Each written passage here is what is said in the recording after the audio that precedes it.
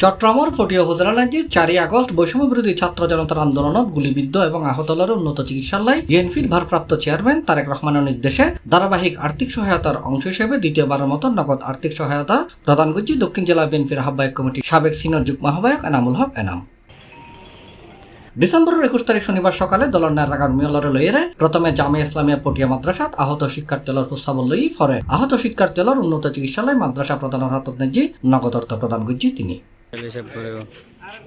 এরপর শাহজাদ আউলিয়া কামিল মাদ্রাসার ছাত্র মোহাম্মদ শাহেদ 4 আগস্ট ছাত্র আন্দোলনত গুলিবিদ্ধ হয়। শাহেদর বাসার যাইরে আহত শাহেদর চিকিৎসার খোঁজখবর লইয়ে এনামুল হক এনাম এবং উন্নত চিকিৎসালয় তারে নগদ অর্থ সহায়তা প্রদান করছে। পটিয়াতে যারা যারা আহত হইল গুলিবিদ্ধ হইল তারার খবর আনা লই যতটুকু পারি সাহায্য করছি। আজিও আবার আরা পটিয়া মাদ্রাসার ছাত্র সকলের চিকিৎসালয় আবারও সহযোগিতা গড়ে উঠেছি এবং এরা মাদ্রাসার দায়িত্বপ্রাপ্ত প্রিন্সিপাল সাবল্য হতাই ওনার আত্মতাহারা দিয়ে তুলে দিই এবং যারা চিকিৎসা আর দলের পক্ষ বিএনপির ভারপ্রাপ্ত চেয়ারম্যান জনাব তারেক রহমানের যে নির্দেশনা দিয়ে যারাই বৈষম্য ছাত্র আন্দোলনত আহত হই তারা পাশে দাঁড়াবে সেই প্রেক্ষাপটে তারা ধারাবাহিকভাবে আজ যখন পটিয়া মাদ্রাসার যে ছাত্র বেশি আঘাত হই এবং উন্নতি ফুয়ার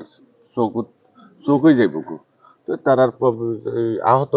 শিক্ষার্থী সকলের পাশে দাঁড়াবে আজ যারা কিছু সহযোগিতার লইয়ে রেন্টে আসছে। আগামীতেও করছি আগেও করছি এই বলতে আর দলের ভারপ্রাপ্ত চেয়ারম্যান জনাব তারেক রহমানের নির্দেশ। এই সময় উপস্থিত আছেন পটিয়া পৌরসভা বিএনপির আহ্বায়ক আলহাজ নুরুল ইসলাম সওদাগর, উপজেলা বিএনপির সদস্য সচিব খুরশেদ আলম, যুগ্ম আহ্বায়ক মফজল আহমদ, মনিরুল আলম ছুটন, শফিকুল ইসলাম শফিক, পৌর বিএনপি 9 নম্বর ওয়ার্ড বিএনপির সাধারণ সম্পাদক মিজানুর রহমান মিজান, মুন্না, পৌরসভা যুবদল আহ্বায়ক আফসার উদ্দিন সোহেল, সদস্য সচিব হাইবুর রহমান রিপন, যুগ্ম আহ্বায়ক জালাল উদ্দিন ছুটন, সৌরভ, জাহেদ হোসেন, জেলা ছাত্রদল যুগ্ম আহ্বায়ক SM নয়ন, উপজেলা ছাত্রদল নেতা কামরুল হাসান জুয়েল, রবিউল ইসলাম, আরিফ, শাকিল, সাকিব আলম।